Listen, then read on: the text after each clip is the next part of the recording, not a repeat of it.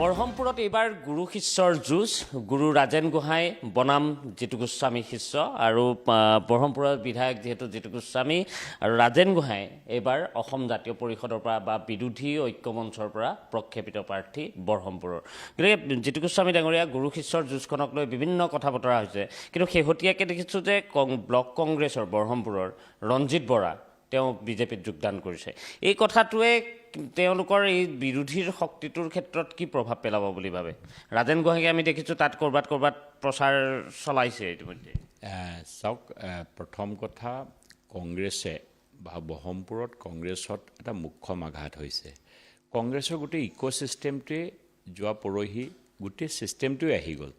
ৰঞ্জিত বৰা ডাঙৰীয়া কংগ্ৰেছৰ প্ৰাৰ্থী আছিলে, তাত তেখেত টিকেটৰ দাবীদাৰ আছিলে আৰু তেখেত ব্লক কংগ্ৰেছৰ সভাপতি আছিলে। কংগ্ৰেছৰ পৰা সুৰেশ বৰা ডাঙৰীয়া যেতিয়া ওলাই গৈছিলে, ভাৰতীয় জনতা পাৰ্টীত জইন কৰিছিলে, কংগ্ৰেছ দলটোকে বৰহমপুৰ সমষ্টিত ৰঞ্জিত বৰাই ধৰি ৰাখিছিলে আৰু গোটেই ছিষ্টেমটো মণ্ডল সভাপতিসকল 6জন মণ্ডল সভাপতি তেওঁৰ লগত যোৱাকালি আহিছে, বুথৰ পৰা ডিষ্ট্ৰিক্টৰ পৰা গোটেই ছিষ্টেমটোৱে আছিলে। আৰু তেনেকুৱা ধৰণৰ নেতাই যেতিয়া দলটোৰ ওপৰত আস্থা হেৰুৱায়, মই ভাবোঁ বৰহমপুৰ সমষ্টিত আজিৰ ডেটত কংগ্ৰেছ শূন্য বুলি ক'লেও ভুল নহয়, কাৰণ শূন্যটো হ'ব নোৱাৰে, 2-4জন 5জন থাকিব, কিন্তু কংগ্ৰেছক ধ্বজাবাহী নেতা এজনো নাই তাত। আৰু দ্বিতীয়তে এইটো গোটেই সম্ভৱ হৈছে কাৰণ কংগ্ৰেছত অসমকো ভাল পোৱা অসমীয়া নেতাসকল কংগ্ৰেছত ছাফোকেটেড হৈ পৰিছে, সেইকাৰণে তেওঁলোকে তাত থাকিব নিবিচাৰে, সকলো ওলাই আহিছে। আৰু বৰহমপুৰত যেতিয়াই অসম জাতীয় পৰিষদক টিকেট দিলে, তেতিয়াৰ পৰাই গোটেইসকল নেতা ক্ষোভিত হৈ পেলাই আছিলে আৰু গোটেইসকল দলে বলে ওলাই আহিলে যোৱাকালি। এতিয়া অসম গণ পৰিষদেও তাত টিকট বিচাৰিছিল। আমি যদি চাওঁ তেনেহ'লে বৰহমপুৰত অসম গণ পৰিষদে আপোনালোকৰ মিত্ৰ দল ক'ৰবাত অকণ কুচকাৱাজ চলাইছিল, বিজেপিৰো প্ৰাৰ্থিত্ব প্ৰত্যাশী আছিল, কিন্তু বিজেপিত এই পৰিৱেশটো হৈছে নেকি বিজেপি এজিপিৰ মাজত বা বিজেপিৰ মাজত? আপুনি দেখিছে বিজেপিৰো টিকেট প্ৰত্যাশী আছিলে আমাৰ দলত। কোনোবা এজন দলৰ পৰা বিজেপিত ৰিজাইন কৰা শুনিছে নেকি আপুনি? অসম গণ পৰিষদ আমাৰ মিত্ৰ দল, অসম গণ পৰিষদৰ কোনোবা এজন যোৱা আপুনি শুনিছে নেকি যে অসম গণ পৰিষদ ত্যাগ কৰি তেখেত কংগ্ৰেছ ত্যাগ কৰিছে বা অসম গণ পৰিষদত বিক্ষোভ কৰিছে? কোনো নাই। আমি টিকেট পোৱাৰ পিছদিনাখন অসম গণ পৰিষদৰ গোটেইসকল কৰ্মীৰ লগত বহি আমি আলোচনা কৰিলোঁ। এতিয়া অহা পৰহিলৈ গোটেই অসম গণ পৰিষদৰ এটা গোটেই সমষ্টি ভিত্তিক তেখেতসকলে এখন সভা দিছে, যিখন সভাত মই নিজে উপস্থিত থাকিম। প্ৰত্যেকজনে নিজে নিজে এইকেইটা দিন গাঁৱে গাঁৱে পঞ্চায়তে গৈ সকলো কৰ্মীৰ লগত কথা বতৰা পাতিছে। যিকেইজনে অসম গণ পৰিষদৰ মণিমাধৱ মহন্ত ডাঙৰীয়াৰ লগত সেই সময়ত আছিলে, প্ৰায়কেইজনে আহি মোক মাত লগাইছে, মই তেওঁলোকৰ ঘৰলৈ গৈছোঁ, কথাও পাতিছোঁ। প্ৰত্যেকজনে আহিছে, আমাৰ হৈ পেলাই কাম কৰিছে। মই ভাবোঁ এইটো এটা মেচিয়ৰ্ড মিত্ৰতা অসম গণ পৰিষদ আৰু বিজেপিৰ মাজত। এইকাৰণে মই ভাবোঁ এনেকুৱা ধৰণৰ মিত্ৰতাত কোনো ধৰণৰ প্ৰব্লেম নাহে। কিন্তু কংগ্ৰেছ দলে নিজৰ মানুহসকল ধৰি ৰাখিব পৰা নাই, এইটো গৌৰৱ গগৈৰ নেতৃত্বৰ অভাৱ।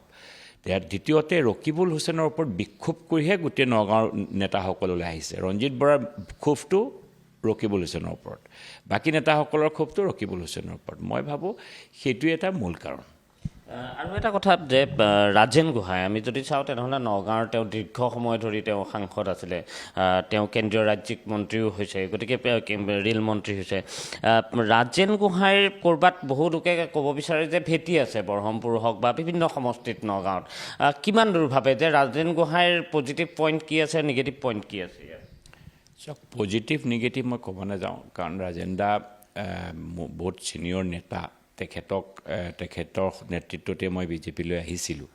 কিন্তু এই বয়সত ৰাজেন দাই কিয় এইটো ভুল কৰিলে মই নাজানো, কাৰণ তেওঁ ভুলটো মই এইটোতে বেয়া পাইছোঁ যে তেওঁ গোটেই জীৱনটো বিজেপিৰ সাংসদ আছিলে, 4বাৰকৈ সাংসদ আছিলে, ৰে'ল মন্ত্ৰী হ'ল, ভাৰতীয় জনতা পাৰ্টীৰ নীতি আদৰ্শৰ প্ৰতি তেওঁ সদায় চিঞৰ বাখৰ কৰি আহিছিলে, এই দলটোৰ সভাপতিও আছিলে তেওঁ। তাৰ পাছত সেইজন ব্যক্তিয়ে যদি এই বয়সত তেখেতে যদি ক'ব পাৰে যে ভাৰতীয় জনতা পাৰ্টী হিন্দু বিৰোধী পাৰ্টী, অসমীয়া বিৰোধী পাৰ্টী, এইটো চবতকৈ দুখ লগা কথা। এইটোত চবতকৈ মই মুখ্য দুখ লগা কথা সেইটোহে একচুৱেলি। তেওঁলোকে মই ৰাজেন গোহাঁই ডাঙৰীয়াই নিৰ্বাচনত প্ৰতিদ্বন্দ্বিতা কৰিছে, মোৰ একো আপত্তি নাই, মই স্বাগতমো জনাইছোঁ, অভিনন্দনো জনাইছোঁ। কাৰণ তেখেতে গম পাব যে ৰাইজৰ নিৰ্বাচনটো কি বস্তু, কাৰণ তেখেতে যি সময় নিৰ্বাচন ৰাজনীতিত আৰম্ভ কৰিছিলে সেই ৰাজনীতিটো আজিৰ ডেটত নাই। আজিৰ অসমখনৰ প্ৰত্যেকজন জনতা উন্নয়নৰ লগত আছে।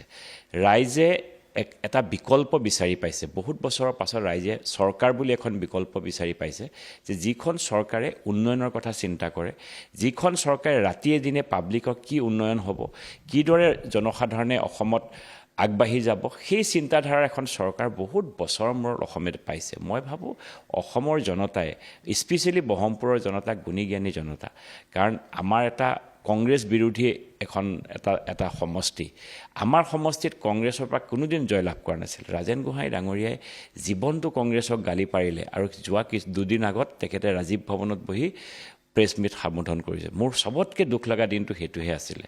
আৰু চবতকৈ আৰু এটা ইণ্টাৰেষ্টিং কথা আপোনাক মই কওঁ, যোৱাকালি ৰাজেন গোহাঁই ডাঙৰীয়াই প্ৰথম কেম্পেইনিং আৰম্ভ কৰিছে, ক'ৰ পৰা কৰিছে? এটা মাইনৰিটি পঞ্চায়তৰ পৰা, কচুৱা বুলি এটা মাইনৰিটি পঞ্চায়তৰ পৰা তেখেতৰ নিৰ্বাচনী প্ৰচাৰ আৰম্ভ কৰিছে। ইয়াতকৈ আৰু দুখ লগা, পুতৌ লগা কথা মোৰ ভাবোঁ ৰাজেন গোহাঁই ডাঙৰীয়াৰ কাৰণে হ'ব নোৱাৰে। আৰু মই এটাই বিচাৰিছোঁ যে নিৰ্বাচনটো ভালে ভালে হৈ যাওক। মই তেখেতলৈ শুভেচ্ছা জনাইছোঁ। ইমানেই। আমি আৰু এটা প্ৰশ্ন, যে মৃণাল শইকীয়া আপোনালোকৰ সতীৰ্থ এগৰাকী বিধায়ক, কালি এটা টুইট কৰিছে, আৰু তাত তেওঁ আপোনালৈ শুভেচ্ছা জনাইছে, কিন্তু মন্ত্ৰী পীযুষ হাজৰিকালৈ এটা আহ্বান কৰিছে যে ৰাজেন গোহাঁইৰ যাতে চৰিত্ৰ হৰণ কৰা নাযায়, তেনেধৰণৰ এক আহ্বান কালিৰ দিনটোত কৰিছে। চাওক, ৰাজেন গোহাঁই ডাঙৰীয়াৰ চৰিত্ৰ হনন কৰিবৰ কাৰণে কোনোবাই ক'ব নালাগে, গোটেই অসমৰ মানুহে মুখে মুখে জানে। তেওঁ হেৰিত কিয় টিকেটটো নাপালে? 2019 নিৰ্বাচনত তেখেতে কিয় টিকেটটো নাপালে? তেখেতে যে MP এজন ছিটিং মিনিষ্টাৰ, 4 বাৰৰ MP, আৰু তেওঁ এজন ভাৰতীয় জনতা পাৰ্টীৰ অসমৰ এজন ডাঙৰ নেতা। তেওঁ টিকেট নোপোৱাৰ মূল কাৰণটো কি আছিলে? মূল কাৰণটোতো সেইটো আছিলে। তেওঁৰ মূল কাৰণটো গোটেই পেপাৰে, টিভিয়ে আপোনাক কাটিং লাগে নেকি? গোটেই কাটিংখনেই পৃথিৱীত আছে। তে পেপাৰে পত্ৰই ওলাইছে, গোটেইখন ওলাইছে, টিভিত ওলাইছে, ৰাষ্ট্ৰীয় সভাপতিয়ে গম পায়, প্ৰাইম মিনিষ্টাৰে গম পায়, সংসদীয় বৰ্ডত ডিছকাশ্যন হৈছে এইবিলাক কথা।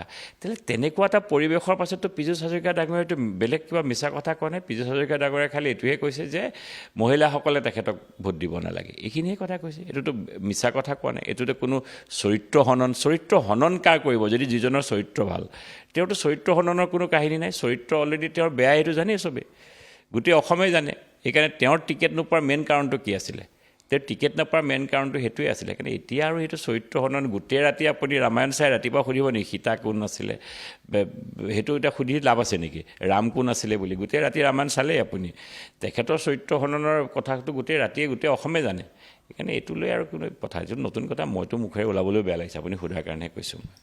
এতিয়া আৰু এটা কথা, যে ইতিমধ্যে পীযুষ হাজৰিকাক আমি দেখিছোঁ প্ৰচাৰ চলাবলৈ গৈছে। মুখ্যমন্ত্ৰীও জন আশীৰ্বাদ যাত্ৰা ইতিমধ্যেই ব্ৰহ্মপুৰত কৰিছে। আৰু কোনোবা তেনেকুৱা নেতা, ষ্টাৰ কেম্পেইনাৰ কোনোবা আপোনাৰ সমষ্টিলৈ যাব নেকি? হয়, 31 মাৰ্চৰ 11টা বজাত মুখ্যমন্ত্ৰী ডাঙৰীয়া ব্ৰহ্মপুৰত এখন সভা সম্বোধন কৰিব। আৰু তাৰ পাছত আমাৰ অমিত শ্বাহ ডাঙৰীয়া কলিয়াবৰলৈ আহিব, প্ৰধানমন্ত্ৰী নৰেন্দ্ৰ মোদী ডাঙৰীয়া লংকালৈ আহিব, হোজাইলৈ আহিব। আমাৰ ওচৰৰ সমষ্টি, আমাৰ মানুহ তালৈকে যাব। বাকী আমাৰ এতিয়া গাঁৱে গাঁৱে, বুথে বুথে আমাৰ মহিলা মৰ্চাই পদযাত্ৰা আৰম্ভ কৰিছে, প্ৰত্যেকটো বুথতে। আৰু গোটেই সমষ্টিটোৰ প্ৰত্যেকটো বুথলৈ আপুনি যাব, সকলোতে আনন্দৰ পৰিৱেশ। আৰু সকলোৱে এতিয়া কেম্পেইন কৰা আৰম্ভ কৰিছে। যুৱ মৰ্চাই চাইকেল ৰেলী কৰিছে, গোটেই পঞ্চায়ত ভিত্তিক এইবিলাক প্ৰগ্ৰেম হৈছে। সকলোৱে আমি এবাৰ বুথে বুথে, এইবাৰ মোলৈ ৰৈ থকা নাই। এইবাৰ আমাৰ কাৰ্যকৰ্তাসকলে এইবাৰ কাম কৰিছে, আৰু কাৰ্যকৰ্তাসকলৰ ওপৰতে মোৰ ভৰসা। কাৰণ বিধায়কজনক কাৰ্যকৰ্তাজনেহে নিৰ্মাণ কৰিব, সেইকাৰণে তেওঁলোকৰহে এটা বেছি কৰ্তব্য। সেইকাৰণে আমাৰ কথা হ'ল ভাৰতীয় জনতা পাৰ্টী ব্ৰহ্মপুৰবাসী ৰাইজৰ অন্তৰত আছে। ধন্যবাদ জনাইছোঁ। এয়া হৈছে ব্ৰহ্মপুৰৰ জিতু গোস্বামী, আৰু ব্ৰহ্মপুৰৰ বিধায়কগৰাকী এইবাৰ যিহেতু